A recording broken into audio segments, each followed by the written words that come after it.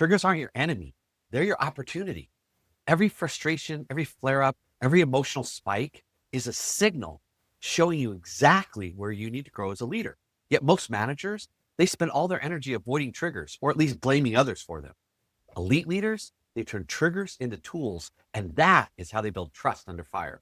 I'm Chris Hunsicker, and this is the Dealership War Room. Leadership Fire, 7 minutes, built daily, fueled intentionally, and delivered relentlessly. And today, we're going to cap our week off on how to absolutely master triggers so you run towards them instead of away from them, and you turn your triggers into tools. So let's dive in.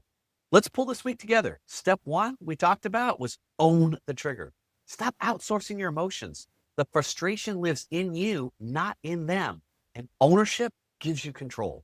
And step two was flip the story. Remember, if you're going to make up a story, make up a good one, not a bad one. Replace negative narratives with constructive ones that build and expand trust and profit. Step three, forgive fast. Hit the reset button quickly. Address it, release it, and redirect it. That's how you keep momentum alive. Remember, it's not the job of your family or your team to solve your triggers. It's their job to show them to you. It's your job to solve your triggers. And this is the trigger process. It's simple, repeatable, and transformative. Think about it. A GM owns his trigger, doesn't walk the floor like a ticking time bomb. A GSM who flips the story doesn't assume the worst every time a sales consultant misses a step. He coaches instead of condemns.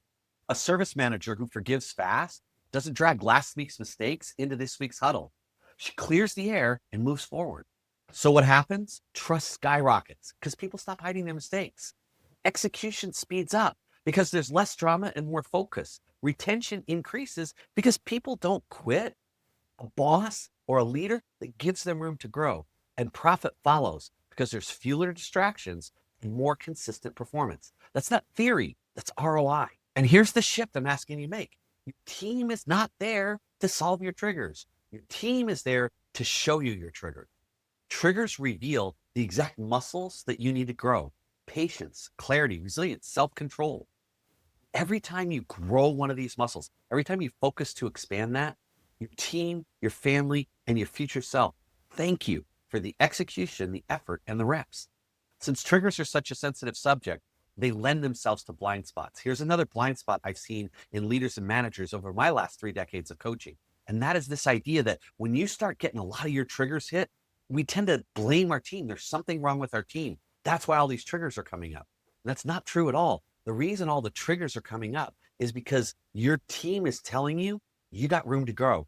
And that in order for the team to execute at a high level, for you to achieve the goals that you want, you need to learn how to address these triggers. The elite leaders, the best operators, they don't necessarily have less triggers than other people. They've learned to master those triggers much faster than everyone else around, especially mediocre leaders. So now let's turn insight into action. What I'm going to invite you to do is for the next 7 days, I want you to create a trigger journal. Let's start looking at every time you get triggered. I just jot it down. Not a lot of notes, not a lot of explanation. We're just going to keep track of it. And you want to start looking for patterns. How often each day are you getting triggered? What time of days do you get triggered the most? What kind of things precede those triggers? Does that make sense? We need to get data so we can turn that data into dollars and increase revenue and production. Now, once you've written these down, I want you to go back and start looking at these triggers and say, did I own it? Did I flip the story? And did I forgive fast? That's the measurement of your growth. Are you moving from mediocre to elite? So think about owning it, flipping the story, and forgiving fast. If you did that even once, that is how you build trust under fire. That's how cultures change. And that's how leaders become unstoppable. So let's finish up with a power question. What would happen in your dealership if this week you treated every trigger as a tool instead of a threat? What could you achieve? What goals would you start hitting? What metrics would start to come closer? Triggers aren't proof that you're broken. They're your path to building resilience, trust, and momentum. So own it, flip it, forgive it, and then watch your leadership fire spread. Next week, we're going to open a brand new front in the Leadership War Room. But until then, go out today, create some leadership fire, own this weekend, crush it. And I'll see you Monday in the Dealership War Room.